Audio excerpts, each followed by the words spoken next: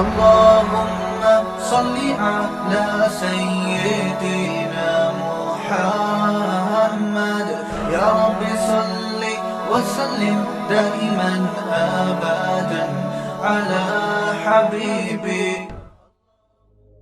اللہ تعالیٰ فرماتے ہیں کیا تم بے خوف ہو اس ذات سے جو آسمان میں ہے، ان یخسف بکم الارض کہ وہ تمہیں زمین میں دھسا دے، فستعلمون کیف نذیر ام امنتم من فی السماء ان یرسل علیکم حاصبا فستعلمون کیف نذیر. یا تم بے خوف ہو گئے کہ وہ اللہ آسمان سے پتھروں کی بارش نازل کرے تو تمہیں پتہ چل جائے گا کہ میرا ڈرانا کیسا تھا. اللہ تعالیٰ کی ذات رحمت ہے، اپنے بندوں پہ مہربان ہے، رحم کرنے والا ہے، لیکن اللہ کی ذات کا ایک دوسرا پہلو بھی ہے. بھائی ان بچوں کو پکڑیں جا کے، یار کدھر ہیں شوکت بھائی، بچے شور کر رہے ہیں. لیکن اللہ تعالیٰ کی ذات کا ایک دوسرا پہلو بھی ہے، وہ پہلو ہے انتقام لینا. ہمارے ہاں بعض خطیبوں کی عادت ہے کہ وہ ڈرانے والا پہلو بہت غالب کرتے ہیں، کہ ہر وقت لوگوں کو ڈراتے رہتے ہیں جس سے مایوسی پھیلتی ہے. اور بعض خطیبوں کی عادت یہ ہوتی ہے کہ وہ اللہ کی رحمت کو ایسا بنا کے پیش کرتے ہیں کہ بس سب کی بخشش ہو ہی جائے گی، اور رمضان میں تو ویسے ہی بخشا جائیں گے. جمعے کو مر گئے تو بخش گئے، رمضان میں مر گئے تو پھر تو بخشش پہ مہر لگ گئی. اور اگر رمضان میں 27ویں رات کو مر گئے تو بے شک چرس پی کے مرے ہوں پھر بھی کہاں جائیں گے؟ جنت میں جائیں گے. گانا گا کے مرے ہوں یا چرس پی کے مرے ہوں یا کسی کی جیب کاٹتے ہوئے مر گئے، جانا سیدھا کہاں ہے؟ جنت میں. یہ بھی غلط ہے. اس میں جو اعتدال کی بات ہے وہ وہی بات ہے جو اللہ نے بتائی ہے. قل لعبادی، اے نبی میرے بندوں سے کہہ دیجئے، انی انا الغفور الرحیم، کہ میں غفور بھی ہوں اور رحیم بھی. وَأَنَّ عَذَابِي، لیکن یہ بھی بتا دیں کہ میرا جو عذاب ہے هُوَ الْعَذَابُ الْأَلِيمُ، وہ دردناک عذاب ہے. اس میں اللہ نے ہمیں بتا دیا کہ اللہ کے بارے میں تمہارا کیا کانسیپٹ ہونا چاہیے، یہ اللہ نے خود بتا دیا. اب دیکھیے قرآن کی بلاغت ہے کہ اللہ اپنے بارے میں جو بتانا چاہتے ہیں نا، اس کے بارے میں اللہ نے جو الفاظ استعمال کیے ہیں وہ بڑے عجیب ہیں. ہم جب کسی کو ڈراتے ہیں اور ہم جب کسی کو اپنے بارے میں یہ بتانا چاہیں کہ میں اچھا سلوک بھی کرتا ہوں لیکن جب میرا میٹر گھومتا ہے تو برا سلوک بھی کرتا ہوں، تو ہم یہ اس طرح بتائیں گے نا کہ بھائی میں بہت اچھا بھی ہوں لیکن بہت برا بھی ہوں. یہ کہیں گے نا ہم، بھائی میں بہت نرم دل بھی ہوں لیکن سخت دل بھی ہوں. ہم اپنا انٹروڈکشن یوں کروائیں گے اگر ہم چاہتے ہیں کہ ہمارے بارے میں ایک درمیان کی رائے قائم ہو. ان بچوں کو اللہ کے عذاب سے بھی ڈرایا جائے اور کچھ جنت کی لالچ بھی دی جائے تو پھر یہ بچے قابو میں آئیں گے. بھائی یہ ان کو بھیجو، یہ ان کا میٹر بڑا شارٹ ہوتا ہے، آپ ذرا جائیں اوپر جا کے بچوں کو سنبھالیں. پہلے کوشش کریں محبت سے، ورنہ پھر آپ دکھائیں کہ آپ کیا ہیں. یہ جو جانے لمبے سے یہ بڑا، میں نے کئی دفعہ دیکھا ان کا میٹر شارٹ ہوا ہے، تو یہ بچوں کو ذرا سنبھالنا پڑتا ہے ورنہ بچے کہاں باز آتے ہیں. تو ہم جب اپنا تعارف کروائیں گے تو ہم کیا کہیں گے؟ بھائی میں سخت بھی ہوں اور طبیعت نرم بھی ہوں.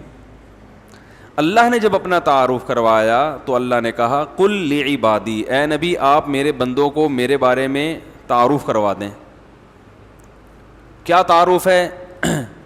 3 طریقے ہو سکتے تھے اپنے انٹروڈکشن کے، جو اللہ کی صفات ہیں ان کو بیان کرنے کے تین طریقے ہو سکتے تھے. ایک طریقہ یہ ہو سکتا تھا کہ میں غفور الرحیم بھی ہوں اور سخت عذاب والا بھی ہوں, سخت عذاب والا بھی ہوں. ایک طریقہ تو یہ ہو سکتا تھا.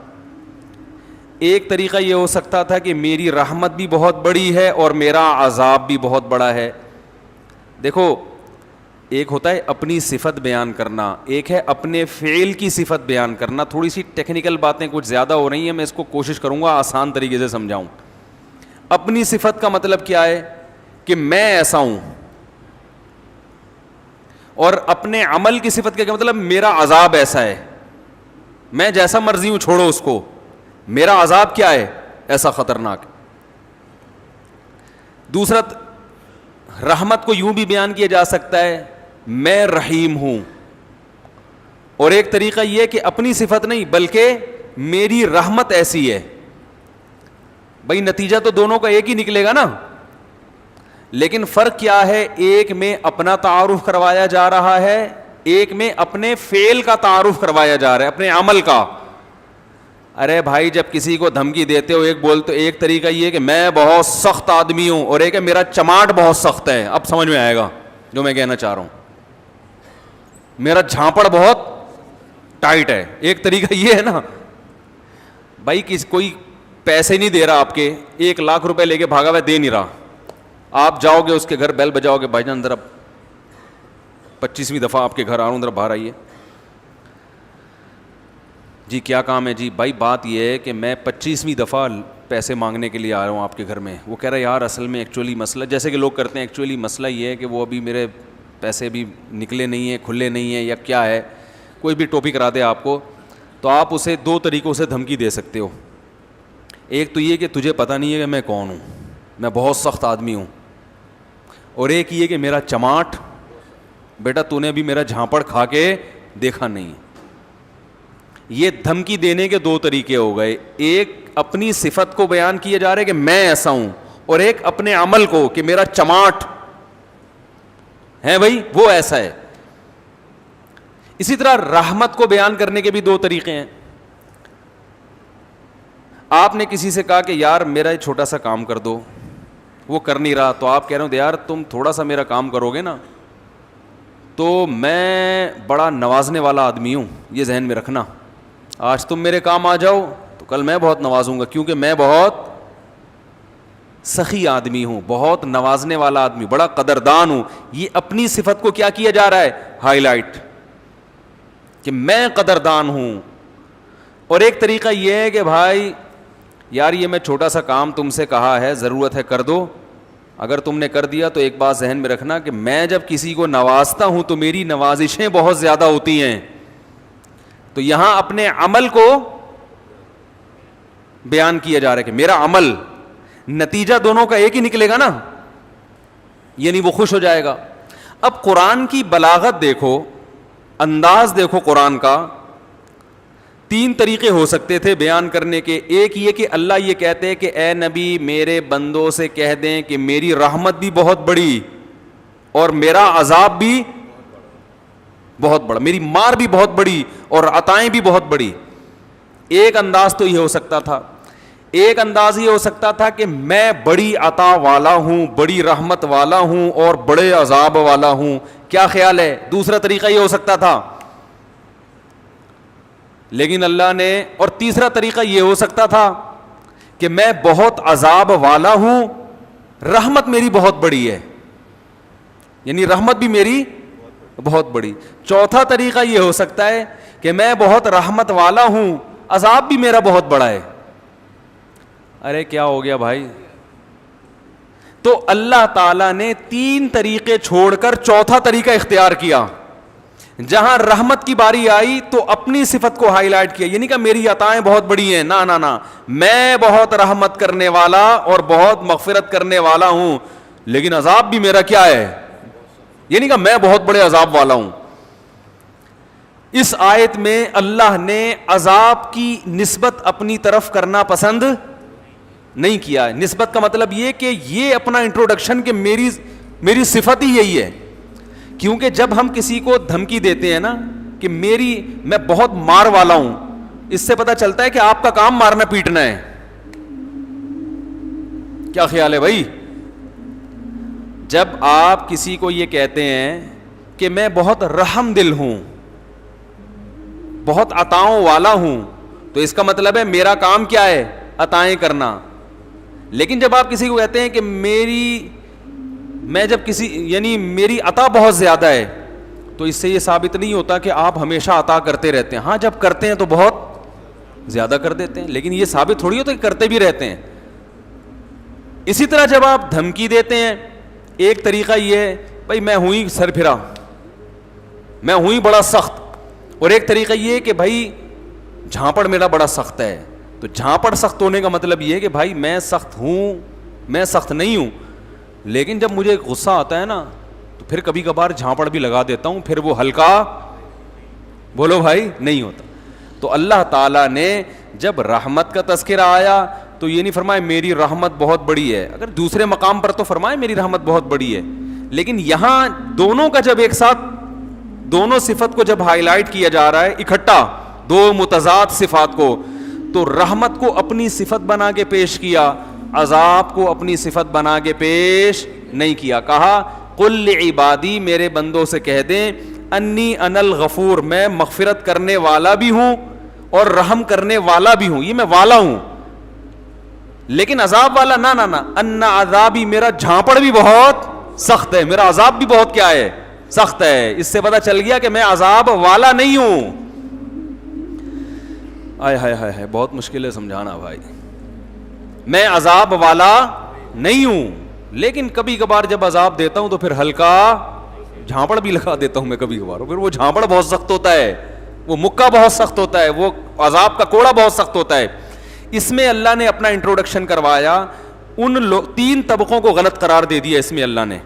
وہ طبقے جو ہر وقت اللہ کی رحمت ہی کو بیان کرتے ہیں اور لوگوں کو یعنی بے خوف کر دیتے ہیں کہ بس سب کی مغفرت ہونی ہے، رمضان میں مر گئے، چرس پی کے مر جاؤ، کچھ بھی کر کے مر جاؤ، یتیم کا مال کھا لو، بہنے کی وراثت دبا کے بیٹھے ہوئے ہو، حج پہ کر جاؤ گے سب معاف ہو جائے گا، اور جناب مہر کھا گئے، اور جناب وہ ابا سے بھی تمیز سے بات نہیں کر رہا، اماں سے بھی تمیز سے گانے بھی گا رہے ہیں، اور پتہ نہیں کیا کیا ہو رہا ہے.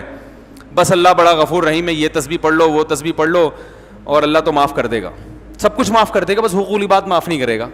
بعض لوگوں نے یہ کہا کہ کیوں بھائی حقوق العباد، حقوق اللہ بھی اللہ نے کہا کہ میں معاف نہیں کروں گا جب تک پکی توبہ نہیں ہوگی اور آئندہ نہ کرنے کا عزم نہیں ہوگا. ہاں حقوق العباد میں یہ ہے کہ صرف اللہ سے توبہ ضروری نہیں ہے، مخلوق سے معافی بھی ضروری، لیکن دونوں کا مسئلہ برابر ہے. حقوق اللہ بھی معاف نہیں ہوتے جب تک پکی توبہ نہ ہو.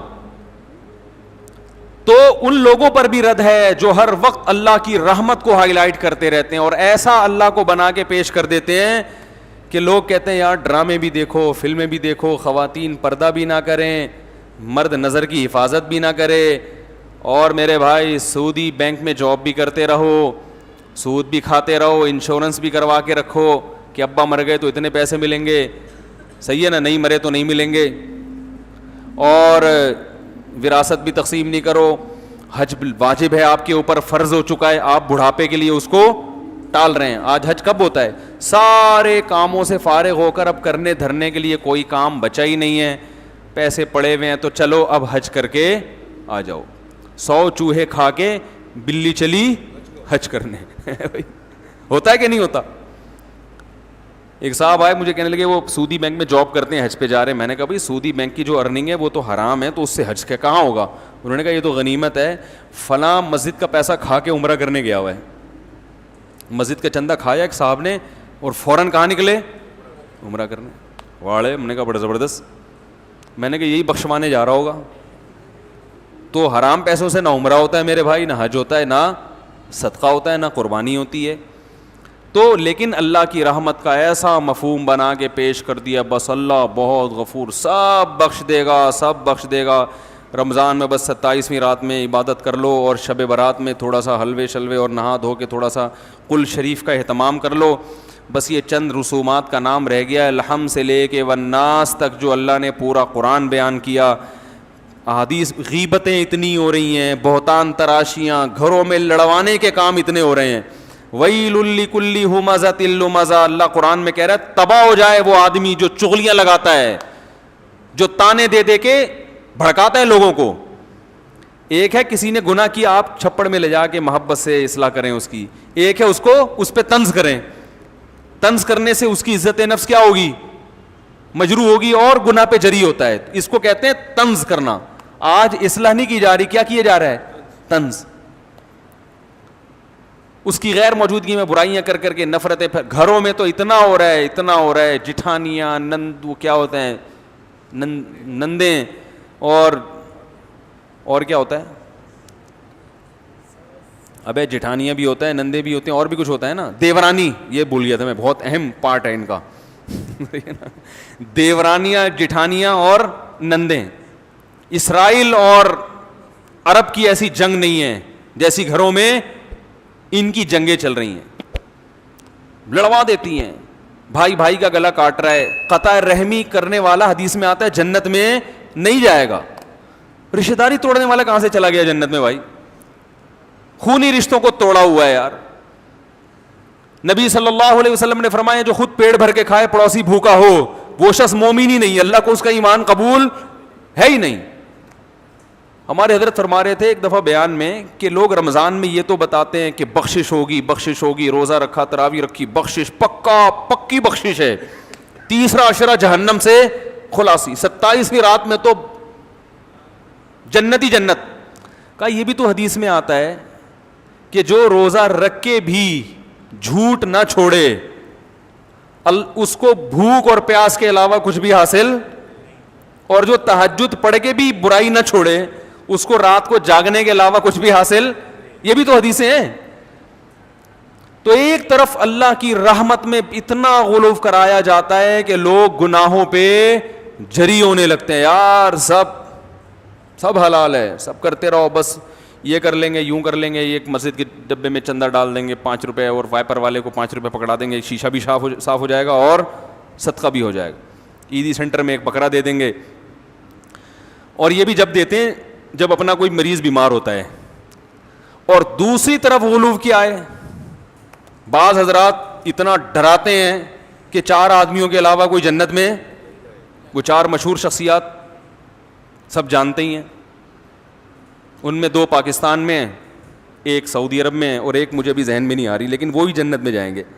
انہوں نے ایسا دین کو بنا کے پیش کیا ہے کہ یہ سارے مولوی جہنمی ہیں بھائی، یہ سارے فرقہ پرست اور ان مولویوں کے پیچھے چلنے والے بھی سارے جہنمی، اور جناب جو اچھے اعمال ہیں وہ بھی قبول. اسلام ہی غلط آیا تھا صدیوں پہلے بر صغیر میں، جو اسلام آیا تھا وہ اسلام ٹھیک تھا ہی نہیں. اب ہم اس کو ٹھیک کرنے میں بولو بھائی لگے ہوئے. جب تک اس مخصوص طریقے سے جو میری تحقیق کے مطابق قرآن حدیث کی تحقیق ہے، جو میری تحقیق کے مطابق جب تک اس طریقے سے نماز نہیں پڑھو گے وہ سنت کے مطابق ہے ہی نہیں. جب تک میرے والے نظریے کو فالو نہیں کرو گے جو میں نے ریسرچ کر کے حدیث نمبر کے ساتھ پیش کیا ہے، اس وقت تک آپ کا شمار بدعتیوں میں ہوگا. وہ ایسا بنا کے پیش کرتے ہیں کہ یہ بھی جہنم، وہ بھی جہنم، فلانا بھی جہنم، فلانا بھی جہنم. تو 4 آدمی 4 6 8 10 بچتے ہیں، اور وہ 4 6 8 10 بھی ان کی تحقیق کے مطابق ان میں سے صرف ایک ہی ہوتا ہے، وہ خود ہوتے ہیں. وہ تو ہم دل بڑا کر کے کہہ رہے ہیں کہ ان کی ریسرچ کے مطابق یہ 4 آدمی ہیں، لیکن ان کی تحقیق کے مطابق ان 4 میں سے بھی 3 نہیں ہے، صرف وہ اکیلے ہی ہیں. سمجھ رہے ہیں بات کو؟ وہ ایسا بھائی جنت بنی کس کے لیے اللہ کے بندو؟ یہ سارے مسلمان کہاں جائیں گے؟ یہ مولوی سب سے پہلے جائیں گے. اس امت کے جو علماء ہیں وہ عام پچھلی امتوں کی طرح نہیں ہے. اس امت کی جیسے فضیلت ہے اس امت کے علماء کی بھی فضیلت ہے. صبح و شام مولویوں کی برائی لوگ کر، میں کہتا ہوں یار اگر یہ مولوی جنت میں نہیں جائیں گے تو یہ بیچارے جیسے تیسے ہو نماز تو پڑھ لیتے ہیں نا، موٹی موٹی برائیوں سے تو بچ لیتے ہیں بیچارے، داڑھی تو رکھ لیتے ہیں، شلوار ہی ٹخنوں سے اوپر، کم از کم لباس تو اپنا شریعت کے مطابق پہن لیتے ہیں. نہیں جی، سب سے بڑے فسادی کون ہیں؟ مولوی ہیں. میں مانتا ہوں مولویوں میں فسادی بھی ہیں, لیکن اچھے بھی ہول سیل کے حساب سے مولویوں میں ہی ملیں گے آپ. اگر اس معاشرے کو مولوی لیس کر دو چند دنوں کے لیے,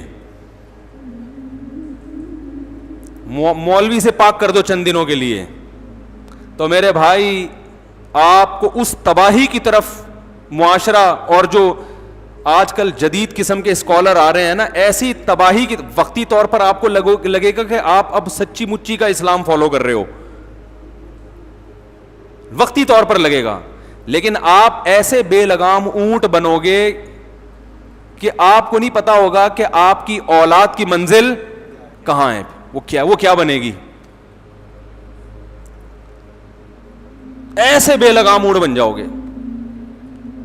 پھر یہ لبرل لوگ آپ پہ حاوی آ جائیں گے. کچھ دو قسم کے لبرل مارکیٹ میں پائے جاتے ہیں.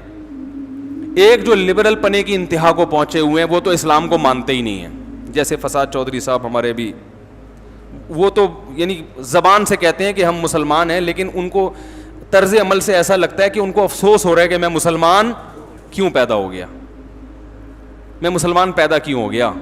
کیونکہ یہ جب میوزک بھی انجوائے کرنا چاہیے, جو میوزک انجوائے نہیں کرتے وہ غلط ہیں. اور وہ جو ان کی مشہور تقریر ہے جس میں انہوں نے بہت اچھا انٹرویو دیا تھا, تو ان کے طرز عمل سے, اس طرح کے جو لبرل لوگ ہیں ان کے طرز عمل سے ایسا لگتا ہے کہ کاش ہم مسلمان پیدا نہ, کیونکہ وہ ہر چیز میں گورے کو ترجیح دیتے ہیں. یار وہ اچھے, تو بھائی تم پھر ادھر ہی جا کے رہو, اسی مذہب کو فالو کرو. اگر وہ مذہب لیس ہیں تو تم بھی مذہب لیس بن جاؤ.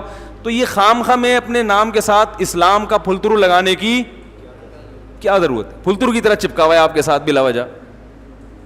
تو چھوڑو, اپنے لبرل بنو تو صحیح طریقے سے. گورا منافق تو نہیں ہے نا بھائی. انگریز تو کہتا ہے میں قرآن و حدیث کو نہیں مانتا, لہذا وہ عقل سے دلائل دیتا ہے, وہ بحث کرتے ہیں عقل سے. اور یہ بات ان میں اچھی ہے کہ منافق نہیں ہے واقعی. اکثر گورے ہم نے دیکھے ہیں منافق نہیں ہوتے, جو اندر ہے وہی کیا ہے, باہر ہے. وہ کہتے ہیں میں مذہب کو مانتا ہی نہیں. جاؤ, ان کے چند بنیادی اصول ہیں, ان اصولوں کو لے کے وہ زندگی گزارتے ہیں. کہتے ہیں بھئی رسپیکٹ کا حق ہر آدمی کو حاصل ہے, ہر ایک کو عزت دو. جو ان میں اچھے لوگ ہیں ان کی بات کر رہا ہوں. عزت ہر ایک کو دو, تمیز سے ہر آدمی سے بات کرو, چوری نہ کرو, یہ نہ کرو, ملک کے قوانین کو فالو کرو. انہوں نے ایک اصول بنایا ہوا ہے, نماز روزہ ان کی لغت میں اور ان کی ڈکشنری میں جنت جہنم, بولو بھائی نہیں. تو آپ بھی ایسے بن جاؤ, خام خواہ میں اسلام کا نام لے کے آپ جناب وہ نہ ادھر کے نہ ادھر کے. دوسرے لبرل وہ لوگ ہیں کہ وہ مسلمان تو کہتے ہیں اپنے آپ کو, اور ان کو اسلام سے محبت بھی ہے, لیکن ان کو اسلام ایسا چاہیے جو انگریزوں کو بھی پسند ہو. سمجھ میں آ رہی ہے بات؟ تو اب ایسا اسلام تو نازل ہوا نہیں جو انگریزوں کو کیا ہو, صحیح نا, پسند ہو. تو وہ یہ کوشش کرتے ہیں کہ یہ پرانے والے اسلام کو کاٹ چھانٹ کر کے نیا بنا دیا جائے, جدید تقاضوں کے مطابق بنا دیا جائے. تو اس ٹائپ کے لوگ بھی ہیں جو آپ سنتے ہی ہیں یوٹیوب پہ, اس ٹائپ کے لوگ بھی آ رہے ہیں کہ بھائی اسلام کو اب کیا کرنا چاہیے. بولو نا بھائی, تھوڑا چینج کرنا چاہیے. چینج کا مطلب یہ کہ یہ پردہ ایکچولی اصل میں آنکھوں کا ہونا چاہیے, داڑھی اصل میں وہ تو ایک کلچر تھا, تو وہ داڑھی واڑی تو کچھ بھی نہیں ہوتا. سنت کوئی رکھنا چاہے تو ٹھیک ہے, اصل تو اسلام یہ ہے کہ لوگوں سے محبت سے پیش آؤ. تو یہ تو قادیانی بھی کہتا ہے بھائی لوگوں سے, انگریز بھی کہتا ہے, ہندو بھی کہتا ہے لوگوں سے محبت سے پیش آؤ. نماز پڑھ لو, بہت اچھی بات ہے. ایک نماز چھوڑنے والے کو حکومت سزا بھی دے, کوڑے بھی لگائے. اسلام میں تو یہ نا کہ حکومت بے نمازی کو کیا دے گی, مسلمان کو سزا ملے, غیر مسلم کو نہیں, مسلمان کو سزا ملے گی اسلامی حکومت میں. نہیں, یہ سزا وزا نہیں ہوتا.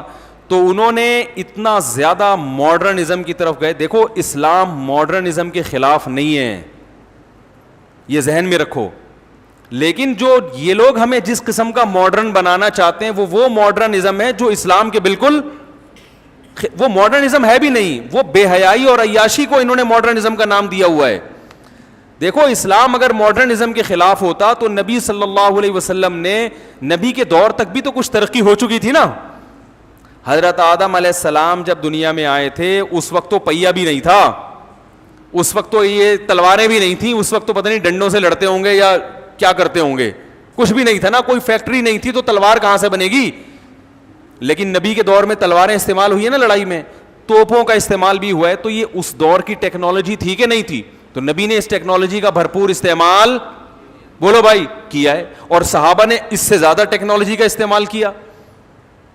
صحابہ نے تو منجنیق بنائی, سمندری بحری بیڑے بنائے, اور اس زمانے میں نقشے کیسے پڑھے جاتے تھے اس کا علم سیکھا گیا کہ ہم کسی ملک سفر کرنا چاہیں تو میپ کیسے بنایا جائے. محمد ابن قاسم جو تھا نا, سندھ آیا تھا, اس نے پورا نقشہ پڑھا تھا. ایک دفعہ کہا جاتا ہے, کتابوں میں لکھا ہے, اس نے پورا نقشہ پڑھا اور اسی نقشے کو محفوظ کر کے سندھ پہنچائے. تو یہ بھی تو ٹیکنالوجی تھی نا. تو یہ والا جو ماڈرنزم ہے, اسلام اس کے خلاف نہیں ہے, اس کے بالکل خلاف نہیں ہے اسلام.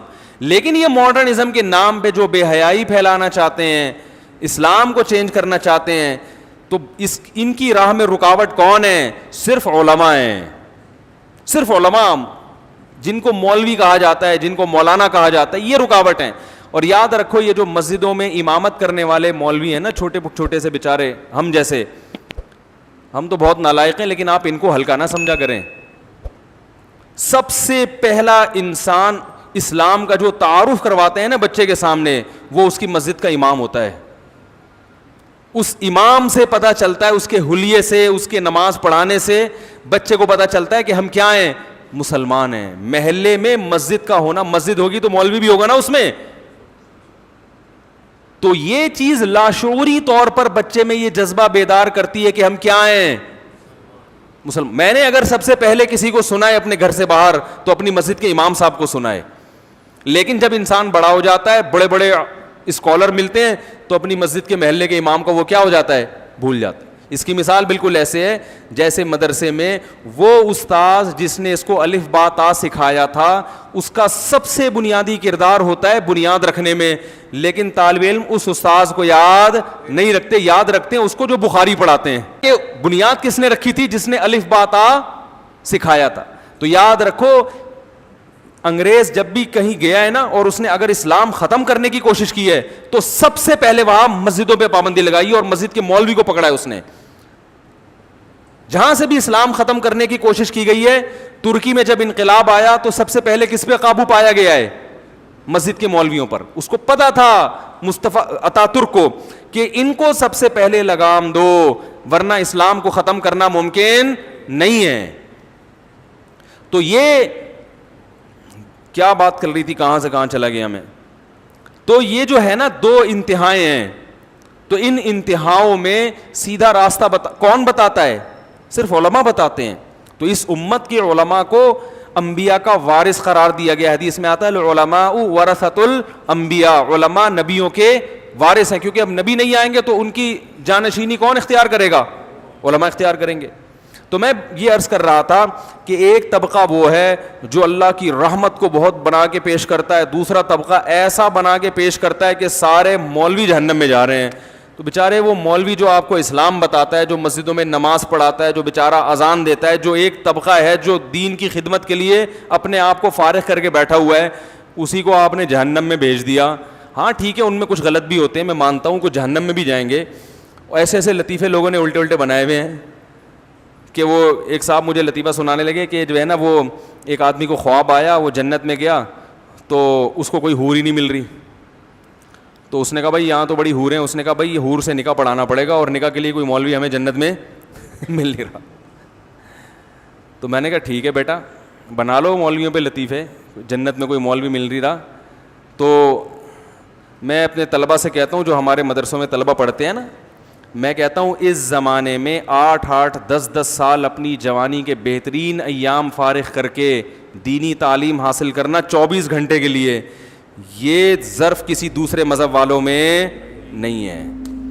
میں کہتا ہوں ٹھیک ہے کوئی عملی کوتاہی بھی ہوگی, لیکن اللہ تمہارے اس عمل کو انشاءاللہ ضائع نہیں کرے گا. یہ بڑے قربانی کی بات ہے کہ وہ دور جب آپ کمانے کے قابل بنتے, میں جب مولوی بننے کے لیے آیا تو مجھے پتا ہے میرے کیا جذبات تھے. میرے دوست کوئی ڈپلوما کر رہا ہے کمپیوٹر میں, کوئی پاکستان نیوی میں جا رہا ہے کمیشن آفیسر, کوئی آرمی میں جا رہا ہے, کوئی یہ کر رہا ہے. ان کو دیکھ دیکھ کے ہمارے بھی بڑے جذبات ہوتے تھے کہ ہمارے بھی پر لگیں اور ہم بھی اڑ جائیں. ایسے وقت میں ہم کہاں جا کے بیٹھ گئے مدرسے کے بچوں کے ساتھ. تو وہ جو میرے ذہن میں شیطان وسوسے سے ڈالتا تھا نا کہ یار ہم تو ترقی میں پیچھے. ایک ہمارے رشتہ دار ملے, انہوں نے بولا کہ خیریت, یہ تم نے یہاں جو میری عمر 18 سال تھی اس وقت, 18 سال میں کیا جذبات ہوتے ہیں انسان کے, میں یہ کروں گا, میں یہ کروں گا. پائلٹ سے کم تو تھا ہی نہیں, کیا بنو گے بھائی پائلٹ. 15 سال تک 13-14 سال تک پائلٹ بننا تھا. 16-17 سال میں ہم نے کہا یار پائلٹ نہیں بلکہ کوئی 18 یا 20ویں گریڈ کے کوئی اور آفیسر بن جائیں گے. تو بہت سارے خیالات ہوتے ہیں اس عمر میں انسان میں. تو میں جب مدرسے میں گیا نا تو ہمارے ایک رشتے دار نے پوچھا یہاں کتنے سال کی پڑھائی, ان کا خیال تھا 2-3 سال کی ہوگی اور صبح جانا ہے دوپہر کو واپس آنا ہے. میں نے کہا بھائی, انہوں نے کہا ابھی جب آپ جمعے کو جا رہے ہو مدرسے تو واپس کب آؤ گے؟ میں نے کہا اگلی جمعرات کو, یعنی 1 ہفتے بعد. انہوں نے کہا پڑھائی کا شیڈول کیا ہے, مدرسے کی ٹائمنگ کیا ہے؟ میں نے کہا صبح سے لے کے اگلی صبح تک. سمجھ آ رہی ہے بات؟ اسی میں کھانا بھی ہے, اسی میں آرام بھی ہے, اسی میں وقفہ بھی ہوتا ہے. لیکن مدرسے والے چھوڑتے نہیں تھے بھائی, پورا شیڈول. رات کو آپ نے تکرار کرنا ہے اگلے دن کے سبق کا, تو آپ کو گھر جانے کی اجازت نہیں ہے. جمعرات کو گھر آتے تھے اس غم کے ساتھ کہ کل واپس چلے جانا ہے. اس میں 1 گھنٹہ گھر پہنچنے میں لگتا تھا, 2 گھنٹے ہی ہمیں بڑے بھاری لگتے تھے کہ 1 گھنٹہ تو گھر پہنچنے میں نکل گیا اور اگلا 1 گھنٹہ پہلے جانا ہے ہم نے. تو وہ پھر انہوں نے کہا کہ یہ پورا ہفتہ یہ کتنے سال ترتیب چلے گی؟ میں نے کہا 8 سال. تو مجھے اچھی طرح ان کا ملفوظ یاد ہے. انہوں نے کہا اپنے رشتہ داروں سے مشورہ کیا, دوسرے بھائیوں سے, کہ تم یہ جو کرنے جا رہے ہو یہ صحیح کام کر رہے ہو, یہ عمر ہے تمہاری کیریئر بنانے کی اور 8 سال اس میں لگا دیے. تو میں اپنے طلبہ سے کہتا ہوں کہ بھائی ٹھیک ہے ہمارے طلبہ میں بڑی کوتاہیاں ہوں گی, لیکن انشاءاللہ اللہ تمہارے اس عمل کو ضائع نہیں کرے گا اگر تم زندگی بھر علم سے جڑے رہے. ایسا نہ ہو کہ یہاں سے نکلنے کے بعد فارمی انڈوں کا بزنس شروع کر دیا, پھر کوئی فائدہ نہیں ہے. فارمی انڈوں کا بزنس ہی کرنا تھا تو یہ 8 سال یہاں لگانے. میں بزنس کے خلاف نہیں, علماء کو بزنس بھی کرنا چاہیے, لیکن اس طریقے سے کہ ان کے دینی کاموں میں خرچ واقع نہ ہو. تو یہ کیسے ممکن ہے کہ اللہ ان کی اتنی بڑی قربانی کو قیامت کے دن ضائع کر, جبکہ پتہ ہے کہ فیوچر میں کچھ. آپ بتاؤ مولوی بیچارے کو جو سرٹیفکیٹ ملتا ہے, کہیں گورنمنٹ میں اس کو کہیں اس بیس پہ جاب ملتی ہے؟ ایک چپڑاسی کی جاب بھی نہیں ہے, صرف اللہ توکل پہ چل رہے ہیں. تو آپ ان مولویوں کو برا بلا کہنے سے پہلے 100 دفعہ سوچ لیا کرو, لینے کے دینے نہ پڑ جائیں قیامت کے دن. ہاں ٹھیک ہے برائی ہر طبقے میں ہے, تو بھائی وہ تو ڈاکٹروں میں بھی ہے, انجینئروں میں بھی ہے, ہر جگہ ہی ہے کچھ نہ کچھ. لیکن میں نے اپنی آنکھوں سے دیکھا ہے کہ اہل حق علماء کی بات کر رہا ہوں کہ ان میں برائی کا ریشو کم ہے, اور کچھ خوبیاں تو مولاناؤں میں ایسی ہیں جو ہمیں شاید ہزاروں میں کہیں ایک ہی نظر آئے. جتنے مولوی میں نے اپنی زندگی میں دیکھے ہیں سب سخی دیکھے ہیں, اب تک میں نے کوئی کنجوس مولوی نہیں دیکھا. دوسری صفت, میں نے کوئی ایسا نہیں دیکھا جو کم تنخواہ میں روتا ہو, ڈپریشن میں چلا جاتا ہو. کم تنخواہ ہوگی پھر بھی خوش و خرم ہوگا کہ ماشاءاللہ یار اللہ کا دیا. وہ الگ بات ہے محتمین سے پڈا ہو رہا ہوگا اس کا, یار تھوڑی سی تنخواہ بڑھاؤ, لیکن ڈپریشن میں نہیں جائے گا. صحیح ہے نا, ڈپریشن میں نہیں جائے گا, خودکشی کے خیالات نہیں آئیں گے. اللہ پہ اعتماد اور اللہ پہ توکل, یہ 2 بڑی صفات ہیں بھائی, بہت بڑی صفات ہیں. خامیاں ہیں, کہیں آپ میرے سامنے مثالیں دینا شروع کر دو, لیکن اوور آل خیر کا الحمدللہ غلبہ ہے. اور یہ ایسی خیر ہے جو دوسرے طبقوں میں ہمیں شارٹ نظر آتی ہے. یہ جو مسجد میں آ کے سنبھال لینا, مسجد میں نمازیں پڑھانا 5 ٹائم اور اپنے آپ کو باؤنڈ کر لینا اور پھر تھوڑی سی تنخواہ لے کے اس پہ گزارا کرنا, اتنا ظرف میرے بھائی دوسرے لوگوں نے بنائی ہیں مسجدیں, اور پھر انہوں نے سوچا مولویوں کو امام نہیں رکھیں گے, کہیں سے فلانی جگہ سے وہ والا پروفیسر صاحب کو امام لے کر آئیں گے. وہ پروفیسر صاحب 2-4 دن سے زیادہ ٹکے نہیں, پھر وہ کرتے کیا, کسی دوسرے کو امام بنایا, خود پتلی گلی سے نکلے. وہ کہتے ہیں 5 نمازیں پڑھانا میرے لیے ایسے ہے جیسے غزوہ بدر میں جہاد کرنا. صحیح ہے نا. تو یہ بڑی مسجدوں میں قاریوں کو, حضرت مفتی ابو لبابہ صاحب ترکی کا دورہ کر کے آئے, وہاں کچھ تھے لوگ, مفتی صاحب نے دیکھا وہ 2 گھنٹے پڑھاتے ہیں وہاں پہ بچوں کو قرآن, ٹھیک ٹھاک تنخواہیں لے رہے ہیں. تو مفتی صاحب نے کہا ہمارے ہاں انڈیا, پاکستان اور برما اور بنگلہ دیش, ان میں آ کے قاریوں کو دیکھو ذرا, 8-8, 9-9, 10-10 گھنٹے پڑھا رہے ہوتے ہیں بچوں کو, اور پوری زندگی اسی میں لگا دیتے ہیں, اور تنخواہ 8,000, 9,000, 10,000. یہ اچھی تنخواہوں کی بات کر رہا ہوں. انہوں نے کہا یہ کیسے ممکن ہے؟ انہوں نے کہا یہ جذبہ ہے کہ بھائی ہم نے پوری زندگی کیا کرنا ہے, قرآن کی تعلیم کو عام کرنا ہے. اللہ تعالیٰ ہمارے دادا کی مغفرت کرے, میرے دادا نے سہارنپور میں 60 سال ایک جگہ بیٹھ کر بچوں کو قرآن پڑھایا ہے, حفظ کروایا ہے. 60 سال تک صبح سے شام کام کیا تھا؟ بولو بھائی, حفظ کروانا. وہ بھی کیا تھے؟ مولوی. نہیں یاری بات میرا خیال. 60 سال تک صرف کام کیا تھا؟ ایک جگہ 60 سال گزار دینا پوری زندگی ہو گئی نا. یہ آسان کام نہیں ہے. لیکن بھائی یہ خوش ہے, مطمئن ہے کہ میرے سے اللہ کیا لے رہا ہے؟ قرآن کی خدمت. تو آج بھی آپ کو ملیں گے, بہت لوگ ملیں گے آپ کو ایسے. آپ جائیں نا, آپ صرف یوٹیوب کو دیکھ رہے ہیں, آپ سروے کرو, انشاءاللہ آپ کو ان میں خیر زیادہ نظر آئے گی.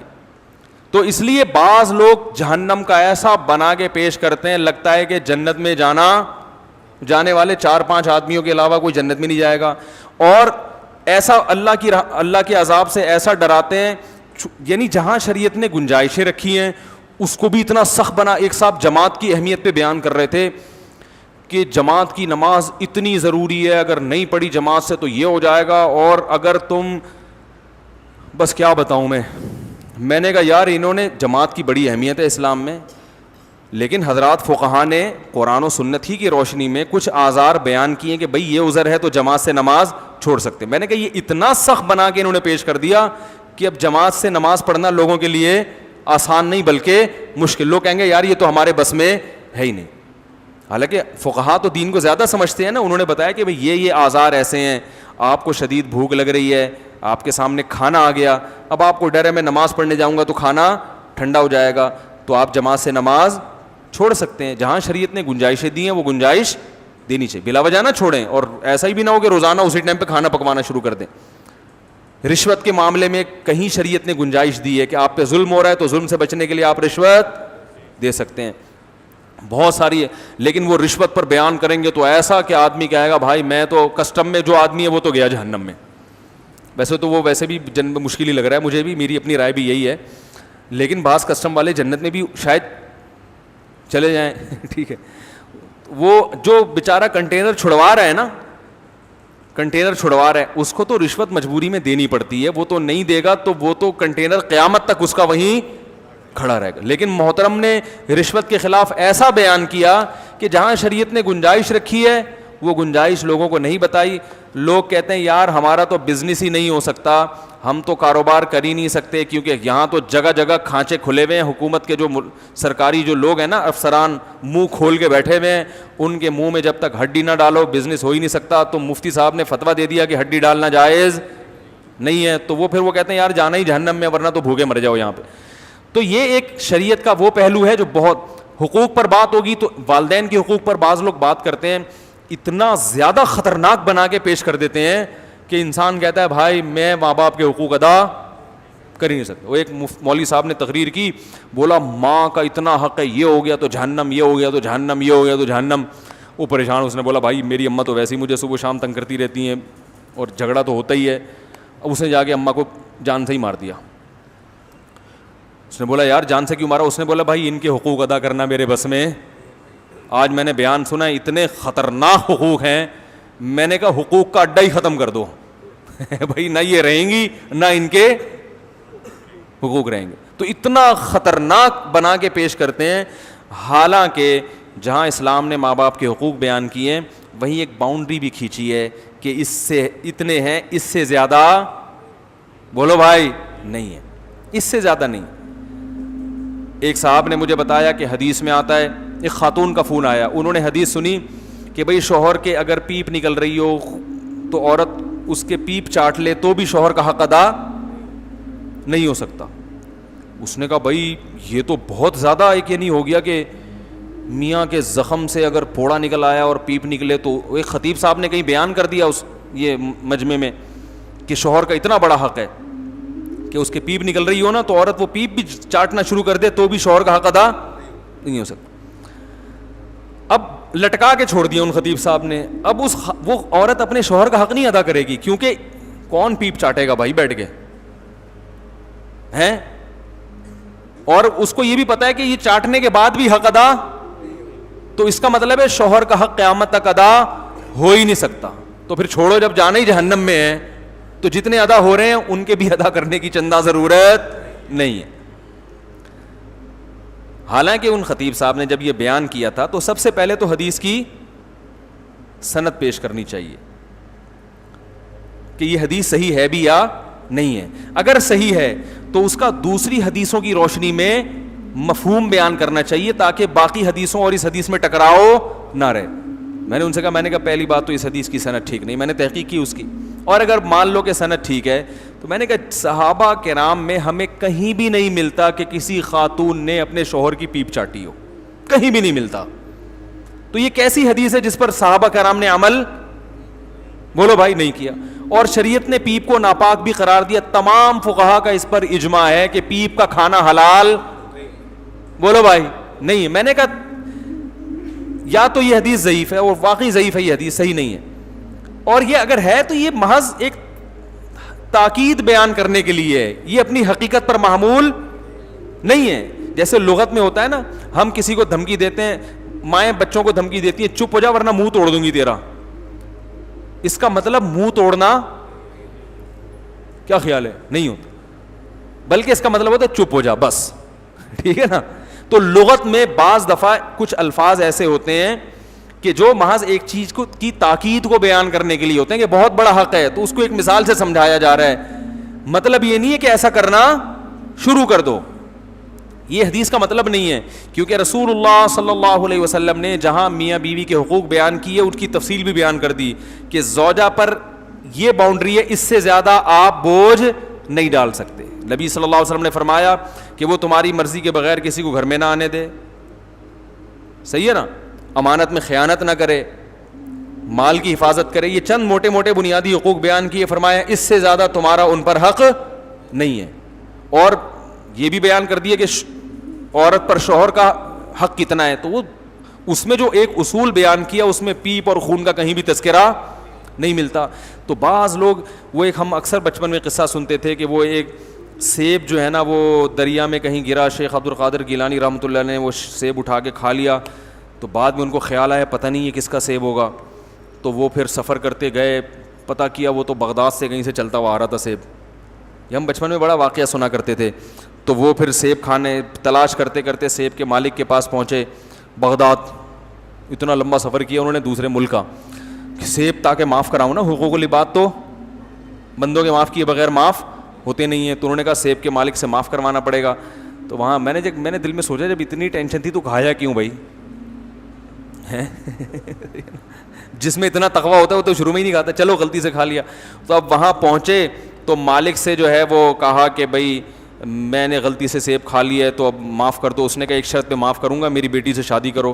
انہوں نے کہا اچھا بھائی کیا, انہوں نے کہا وہ لنگڑی بھی ہے, اندھی بھی ہے, بہری بھی ہے, گونگی بھی ہے. آئیں, انہوں نے کہا لیکن کرو گے تو معاف کروں گا ورنہ نہیں. اب مجبوری تھی, سیب معاف کرانا تھا. انہوں نے شادی کر لی, پتہ چلا وہ تو نہ لنگڑی ہے, بڑی خوبصورت تھی. تو انہوں نے کہا لنگڑی اس اعتبار سے کہ گھر سے باہر کبھی نکلی نہیں ہے, یعنی اس اعتبار سے معذور ہے گویا, اور اندھی اس اعتبار سے کبھی نامحرم کو دیکھا نہیں ہے, بہری اس اعتبار سے غلط بات کبھی سنی نہیں, گونگی اس اعتبار سے غیبت کبھی نہیں کی. تو یعنی آرڈر پہ بنوائیے آپ یہ کہہ سکتے ہیں. تو وہ یہ حضرت عبد القادر گیلانی کو اس تقوی کا یہ صلہ ملا. تو ہم سنتے تھے سبحان اللہ کہتے تھے, لیکن ایک بات خیال آتا یار ہماری تو بخشش, ہمارے محلے میں بادام کا درخت تھا, ہم پتھر سے توڑ توڑ کے بچے تھے نا کھایا کرتے تھے. حالانکہ انٹی منع بھی کرتی تھی, یہاں تو منع بھی نہیں کیا تھا اس نے. بھائی جو باغ کا مالک تھا اس نے تھوڑی کہا تھا سیب نہیں کھاؤ, وہ گر گیا تو جانے دیا, اس کا مطلب کھا لو, جس کا ہو گیا, ورنہ اگر اتنا ہی شوق تھا بھائی اٹھا لیتا. اور وہ انٹی جن کے ہم بادام توڑتے تھے بچپن میں, بھائی اب نہیں کرتے یہ کام, وہ تو منع کرتی تھی, بد دعائیں دیتی تھیں. تو شکر ہے لگی نہیں بد دعائیں ان کی, ہم نے معاف کروا لیا تھا بعد میں ان سے. تو بادام بچے کرتے ہی ہیں نا یہ, تو وہ ہم دلیل یہ دیتے تھے کہ جو باہر کی طرف آیا ہوا ہے نا وہ قوم کا ہے. بچے بڑے شرارتی ہوتے ہیں. ہم تو اسکول, اب تو بچے وہ شرارتیں کرتے نہیں. ہم جب بچے تھے نا اسکول جب جایا کرتے, ہمارا بہت دور پیدل اسکول تھا, بڑی شرارتیں کرتے ہوئے جاتے تھے. اس میں گھر سے جو جیب خرچی کے پیسے ملتے, کسی کی اٹھنی گر گئی نا تو دوسرا اس پہ پاؤں رکھ کے کھڑا ہو جاتا تھا. اب کیا کرتا تھا, وہ کہتا تھا دو میرے پیسے, کہہ رہے نہیں, اٹھا کے جیب میں ڈالے. بھائی کیوں, کہہ رہے مجھے اللہ کی زمین سے ملے. یہ سنا ہوگا نا, بھائی یہ تمہارے نہیں, مجھے کہاں سے ملے, اللہ کی زمین, اور وہ دیتا ہی نہیں, پھٹے شروع ہو جاتے تھے اس پہ, ہمیں تو کہاں سے ملے. بچے نا لاجک پیش کرتے ہیں. تو ہم یہ کہتے تھے بادام کا جو حصہ ان کے گھر کی طرف ہے وہ ان کا ہے, جو باہر آ رہا ہے وہ گلی محلے والوں کا ہے بھائی, وہ ان کا ہے ہی نہیں. تو ہمیں کیا, ہم تو بھائی ہم نے تو پتہ نہیں کتنے بادام کھائے ہیں, تو ہم تو جنت میں جا ہی نہیں سکتے یار, یہ تو بڑا مسئلہ ہو گیا. جب ہم مدرسے میں داخل ہوئے تو ہم نے پھر فقہ کی کتابیں پڑھی, اصول فقہ. اس میں فقہ نے لکھا کہ اگر کسی نے کسی کے درخت سے ایک بیر کھا لیا, اور اب وہ درخت والے سے کہیں بیر نیچے گرا ہوا تھا, اس نے اٹھا کے کھا لیا, اب یہ جا رہا ہے درخت والے سے معافی مانگنے کے لیے کہ بھائی ایک بیر میں نے آپ کا کھا لیا ہے, قیامت کے دن جہنم میں نہ چلا جاؤں تو آپ مجھے معاف کر دیں. تو کہا کہ اس آدمی کو کوڑے لگیں گے جو معافی مانگ رہا ہے بھائی, یہ واجب التعزیر ہے, اس لیے کہ یہ وہم کو کیا کر رہا ہے, پروموٹ کر رہا ہے. یہ تقوی کو ایک شریعت کا کیا رخ پیش کر رہا ہے, غلط بنا کے پیش کر رہا ہے. یعنی بھائی ایک بیر نیچے گر جائے تو کوئی درخت والے کو تکلیف نہیں ہوتی, ایک بیر ہے کھا لیا کیا ہو گیا, مدت ذل الا لیا, بیر سامنے آیا کھا لیا. تو یہ کوئی ایسی چیز تھوڑی ہے جس پہ انسان کو تکلیف ہوتی ہے. اس کا جو ٹائم آپ نے ویسٹ کیا معافی مانگنے میں, یہ کتنی بڑی ٹینشن ہے. ہمارے حضرت مفتی رشید احمد صاحب سعودی عرب گئے, کسی کے یہاں مہمان تھے, تو حضرت کے پاس کچھ اپنا گھر کا سامان بھی تھا, اس میں ایک کپ تھا حضرت کا, تو وہ کپ وہیں رہ گیا میزبان کے گھر میں, چھوٹا سا کپ تھا, سعودی عرب میں ہی رہ گیا, اور وہ کپ تھوڑا سا ٹوٹا ہوا بھی تھا, تو ویسے ہی اس کی ویلیو کم ہو گئی. وہ 1 سال کے بعد سعودی عرب سے آئے, انہوں نے اس کپ کو محفوظ رکھا ہوا تھا کہ حضرت کا کپ ہے تو یہ قیمت, یعنی ایک بہرحال ایک چیز ہے کہ ضائع ہو گئی تو مسلمان کا دل دکھے گا. 1 سال کے بعد آئے, کہنے لگے حضرت میں نے چیز کو ضائع ہونے سے بچایا. تو حضرت نے فرمایا آپ میں دینداری ہے مگر سینس نہیں, جتنی ٹینشن اس کی حفاظت میں لگی ہے نا اتنے کا یہ کپ بولو بھائی ہے نہیں. ہر چیز کی جتنی قیمت ہوتی ہے اس حساب سے اس کی حفاظت پہ ٹینشن لی جاتی. سونے کی چیز ہے, آپ لاکر بنوائیں گے, 20,000 کا لاکر بنوا کے اس میں رکھ دیں گے, اور چیز 5 روپے کی بھی نہیں ہے, اور آپ اس کو الماریوں میں لاک. بھائی کپ کو بھی محفوظ رکھنے میں کتنی ٹینشن ہوتی ہے نا, کہ کسی کا بچہ نہ توڑ دے, بچے کو الگ چماٹ مارا ہوگا, بھائی تو نے حضرت کا کپ کیوں اٹھایا, ٹوٹ جاتا تو ضائع ہو جاتا, قیامت کے دن مجھے 100 کپ پیش کرنے پڑتے ہیں بھائی. تو حضرت نے فرمایا دینداری ہے مگر تفقع نہیں ہے. ایک چیز جس کی ویلیو اتنی نہیں ہے تو یا تو خود استعمال, مجھے کیا, میں جو اللہ نے اتنا غریب تھوڑی ہوں کہ میں ایک کپ پہ یہاں بیٹھ کے رہوں گا, بھائی اتنی تو سینس ہونی چاہیے نا. فرمایا کہ میں تھوڑی تمہیں اس پہ ملامت کرتا کہ میرا کپ کیوں کھا گئے. فرمایا کہ اگر استعمال کے قابل تھا تو استعمال کر لیتے, استعمال کے قابل نہیں تھا کسی غریب کو پکڑا دیتے, غریب نہیں ملتا تو کچرے میں پھینک دیتے. سمجھ میں آ رہی ہے بات, چھوٹی سی چیز ہے, اس کو ضائع کرنے کا گناہ نہیں ہوگا, اس لیے کہ حفاظت کرنے میں اپنی صلاحیتوں کو ضائع کیا جا رہا ہے. تو صلاحیتوں میں بھی اسراف ہوتا ہے کہ ان کو ضائع کرنا بھی کیا ہے, کیا خیال ہے. تو ایک معمولی چیز کی حفاظت میں آپ اتنی ٹینشن لے رہے ہیں, تو یہ ٹینشن لے کے جو آپ اپنے اوقات کو ضائع کر رہے ہیں تو یہ وقت کا اسراف ہے. تو دیکھا جاتا ہے کون سی چیز کس وقت زیادہ قیمتی ہے, تو اس زیادہ قیمتی چیز کو بچانے کی فکر کی جائے گی, کم قیمتی چیز کو قربان کر دیا جائے گا. میری بھی یہی عادت ہے, گھر میں اگر کوئی کپ ٹوٹ جائے تو بھائی اللہ کا دیا الحمدللہ بہت کچھ ہے, میں کسی کو دے دیتا ہوں, نہیں تو کچرے میں اٹھا کے پھینک دیتا ہوں. بعض لوگوں کی عادت ہوتی ہے آپ ان کے اسٹور میں جائیں, 20-20 سال پرانی سوغات نکلیں گی ان کے اسٹور سے. یہ جب شٹرنگ ہوئی تھی اس کے 3 پھٹے باقی بچ گئے تھے, ایسا ہی ہوتا ہے نا بھائی, جب چھت ڈلی تھی تو شٹرنگ میں 3 پھٹے باقی بچ گئے تھے, ہم نے رکھ لیے, دوبارہ کبھی شٹرنگ ہوئی تو اس میں کام آ جائیں گے, کیونکہ اسلام میں چیزوں کو ضائع کرنا حرام ہے. ابے بھائی یہ 3 پھٹے کو تو نے جو پورے اسٹور کو انگیج کیا ہوا ہے, یہ پھٹے اٹھا کے یا تو کسی غریب کو دے یا بیچ دے, ورنہ کچرے میں پھینک دے ان کو. بھائی تو کیا اس میں رکھا ہوا ہے ان پھٹوں میں. آپ جائیں نا, بعض خواتین جو گھریلو ہوتی ہے نا ان میں بعض یہ چیزیں ہوتی ہیں, پتہ نہیں کیا کیا چمچ رکھا ہوا ہے, ایک تانبے کا پردادی کا چمچ ہے, کیا کیا چیزیں پرانی, اور دلیل یہ دی جاتی ہے کہ ضائع کرنا اسلام میں ناجائز ہے. بھائی سامان ہلکا پھلکا رکھو, باقی چیزیں ضائع نہ کرو, صدقہ کر دو. کوئی صدقہ لینے والا نہیں ہے, پھینک دو اٹھا کے اس کو. سمجھ رہے ہیں, کچرے سے بھی بہت سے لوگ چیزیں اٹھا کر, اگر کوئی اس کا گاہک ہوگا وہ کچرے سے اٹھا لے گا. تو یہ تفقع ہے, بصیرت. تو خیر میں جلدی سے بات کو سمیٹتا ہوں کہ ایک طرف یہ انتہا ہے کہ اللہ کی رحمت کو ایسا بنا کے پیش کر دیا جاتا ہے کہ جو مرضی کرتے رہو, جانا سب نے جنت میں ہی ہے, اور ایک طرف ایک انتہا ہے کہ اتنا خطرناک بنا کے پیش کیا جاتا ہے کہ سیب کھا لیا تو گئے کام سے.